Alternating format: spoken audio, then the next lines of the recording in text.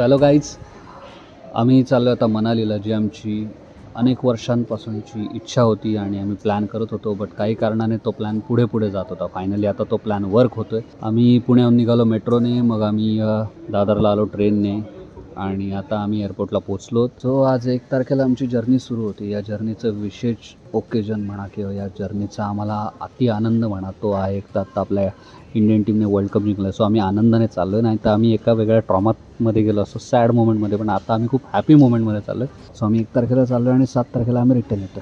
So 1 minute 7. So तुम्हीच म्हणा, मी म्हणण्यापेक्षा थाला फॉर रिझन्स.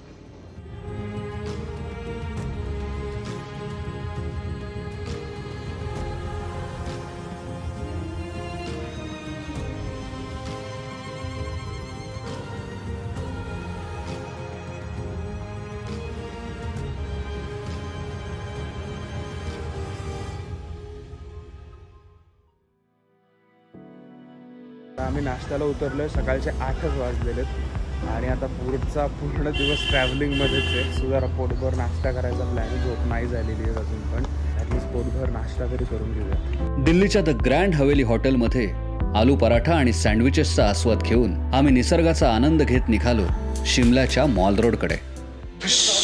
फायनली आम्ही शिमल्याला पोहोचलोय. 7-8 तासाचा प्रवास झालेला आहे आमचा आणि आता आम्ही शिमल्याच्या मॉल रोडला आलो, जो सगळ्यात फेमस आहे. इथे तुम्ही शॉपिंग करू शकता, तुम्ही ऑप्शन्स बघू शकता इथे काय काय. पण शॉपिंगच्या आधी आम्ही करतोय पेटपूजा, पेस्ट्री खातोय आणि माझ्यासोबत साहिल आहे, त्याने प्रॅक्टिस घेतलेला आहे. मॉल रोडला निवांत फेरफटका मारता मारता आम्ही पोचलो शिमल्यातल्या फेमस चर्च जवळ. मी मॉल रोडला आलेलो आहे शिमल्याच्या आणि मागे बघत असाल तर फार गर्दीही नाही आहे आणि हे शिमल्याचं जे फेमस चर्च आहे आणि हाच तो पॉईंट जिथे 3 इडियट्सचं शूट वगैरे झालं होतं. सो आत्ता मी पुढे चाललो आहे स्कॅन्डल पॉईंटला. आता तिथे असं म्हणतात की एका इंडियन तरुणाने एका ब्रिटिश साहेबाच्या पोरीला पटवलं होतं आणि तिला तिथे नेलं होतं आणि काहीतरी झालं होतं आणि त्याच्यासोबत तो स्कॅम झाला. त्याला पकडलं काहीतरी का तिने कोल्लं त्याला काहीतरी असं झालं होतं, त्यामुळे त्याला स्कॅन्डल पॉईंट म्हणतंय. सो आता त्या पॉईंटला चाललेलं आहे. स्कॅन्डल पॉईंटला जाताना आम्हाला लागला मेयर बंगला. स्कॅन्डल पॉईंटला विशेष असं काही नव्हतं, त्यामुळे बराच वेळ फिरून दमल्यामुळे आम्ही गेलो हॉटेलला. मग सुरू झाला दुसरा दिवस. सो गाईज, काल आम्ही हॉटेल एशिया द डॉनमध्ये रात्री थांबलो. हॉटेल बऱ्यापैकी चांगलं आहे, म्हणजे 1 रात्र काढणं एवढंच चांगलं आहे. 3 तासाचा प्रवास आमचा झाला आहे. सुरुवातीचा रस्ता शिमल्याहून मनालीला जाताना स्टार्टिंगला खूप खराब आहे. आता इथून पुढे रस्ता चांगला आहे असं म्हणतात. आता बघू, कारण बरेचसे टनल्स वगैरे झालेत. आता बघूया. इथून आता पुढे आम्ही मनालीला जाणार आहोत. सो मनालीत आम्ही 3 दिवस आहोत. तर 3 दिवसात आपण बऱ्याच गोष्टी फिरणार आहोत. आज आम्ही मे बी आम्हाला सांगितलं आम्ही शॉल मार्केटला जाणार आहोत, विजिट करणार आहोत. So let's see. मनालीला जाता जाता आम्हाला सोबत होती ती सतलज नदीची. मग आम्ही पोचलो कुलूच्या प्रसिद्ध शॉल फॅक्टरीला. ॲज यू कॅन सी, आपण आलेलो आहे आता कुलू शॉल मार्केटमध्ये. जवळपास 184 किलोमीटर ट्रॅव्हल करत फायनली आता कुलूमध्ये पोचलेलो आहे. इथून अजून मनाली जवळपास 30-40 किलोमीटर आहे. सो तो एक प्रवास आहे. सध्या पहिले आमचे 2 दिवस खूप जास्त प्रवासात गेलेत, पण इथून पुढचा जो 3 दिवसाचा आमचा स्टे असणार आहे तो मनालीमध्ये असणार आहे. सो नुसता प्रवास नसेल तर काही नवीन साईट सीनसुद्धा आपल्याला बघायला मिळतील. पण आता आपण जाऊयात कुलूच्या शॉल फॅक्टरीमध्ये. कुलूच्या या शॉल फॅक्टरीमध्ये तुम्हाला बघायला मिळते ओरिजिनल पश्मिना शॉल आणि त्याचबरोबर बऱ्याच गोष्टी, जॅकेट, स्वेटर, हँडग्लोव्ज, हे सुद्धा अगदी कमी दरात, कारण त्या सगळ्या वस्तू इथल्या महिला इथेच बनवतात. हे एक प्लम म्हणून फळ आहे. हो, फर्स्ट टाइमच खातोय मी, आय थिंक सो. मला आठवत नाही मी पुण्यात वगैरे कधी खाल्लं आहे. हे बेस्ट आहे, आंबट गोड आहे पण क्वालिटी फळ आहे. सो फायनली आम्ही मनालीला पोचलो. आम्ही आता हॉटेल कनिष्कला थांबलो आहे. पुढचे 3 दिवस आमचा इथे स्टे असणार आहे. आम्ही उद्या रोहतांग व्हॅलीला जाणार आहे. आता आम्ही चेक इन करून मग थोडं फ्रेश वगैरे होऊन मग इथे मॉल रोडपासून साधारण 5 मिनिटावर आहे. सो तिथला मॉल रोड आम्ही फिरणार आहोत. मनालीच्या कनिष्क हॉटेलमध्ये आम्ही चेक इन केलं. हॉटेल कमाल होतं, जेवणही धमाल होतं. पण नेक्स्ट डे सकाळी आम्हाला जायचं होतं रोहतांग पासला. त्यामुळे मॉल रोडचा प्लॅन आम्ही स्किप केला आणि दुसऱ्या दिवशी निघालो Rohtang पासला.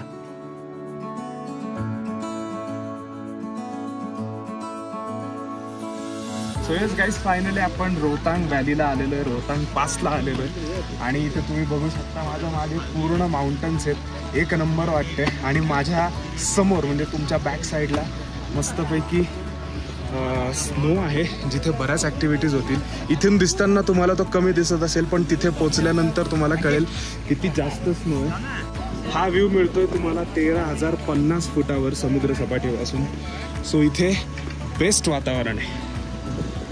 Come on boys.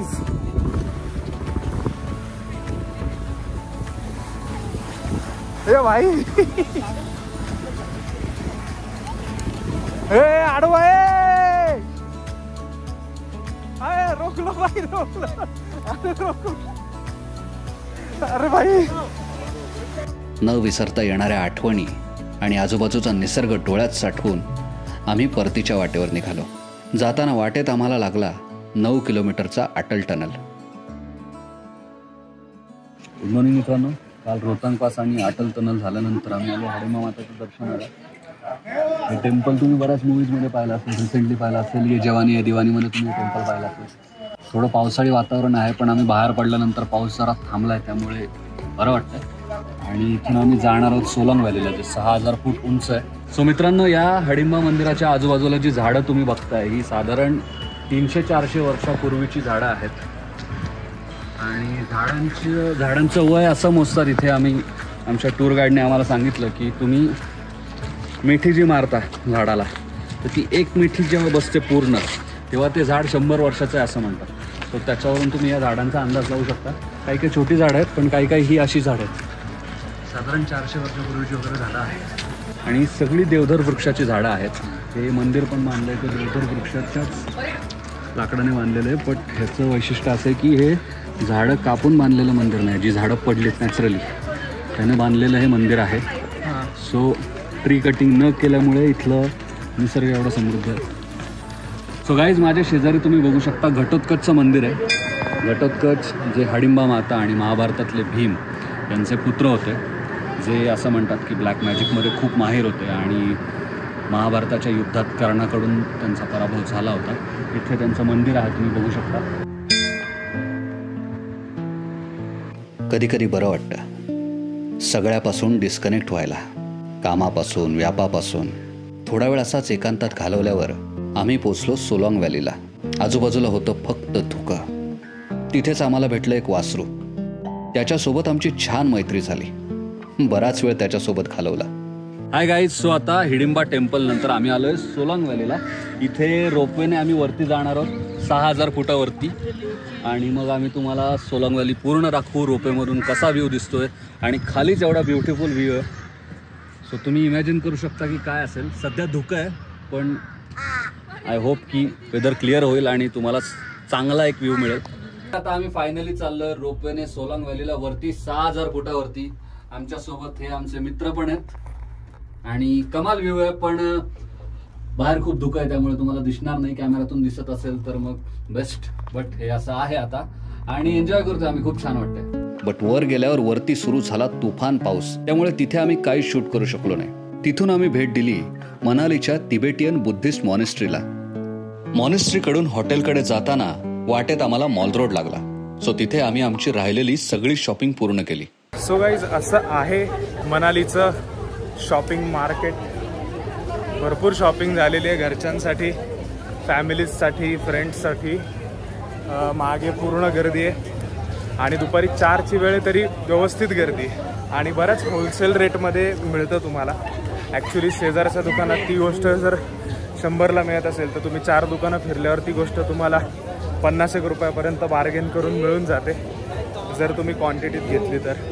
So इथले मनालीचे बेस्ट मोमोज या मॉल रोडला आल्यानंतर इथे अटलजींचा पुतळा आहे, त्याच्या बरोबर राईट साईडला मनाली मोमोज म्हणून आहे. इथे तुम्ही ट्राय करू शकता. इथे तुम्ही मोमो ट्राय करू शकता. इथे बेस्ट मोमोज मिळतात मनालीमधले, किंवा ॲटलिस्ट या रोडचे तरी तुम्ही म्हणू शकता. आणि इथेच एक 8-in-1 सॉफ्टी मिळते, म्हणजे आपल्या इथे कसं, किंवा 2-in-1 सॉफ्टी मिळते ज्याच्यात व्हॅनिला आणि चॉकलेट वगैरे मिक्स असतात. असे इथे 8 प्रकारचे फ्लेवर्स आहेत. 8 प्रकारचे फ्लेवर्स तुम्हाला एकाच सॉफ्टीमध्ये मिळतात, जी 50 रुपयाला आहे. सो तुम्ही ती ट्राय करू शकता. सो गाईज आता मनालीवरून आम्ही आलो चंदीगडला रॉक गार्डनला. हे नेमचंदजींनी बांधलं होतं. हे जे बांधले हे बऱ्याचशा वेस्टेज गोष्टी वापरून बांधलेलं रॉक गार्डन आहे. वास्तू जी आहे ती आता चंदीगडची अनेक आयडेंटिटी ज्या आहेत त्याच्यापैकी एक महत्त्वाची वास्तू म्हणली जाते ही.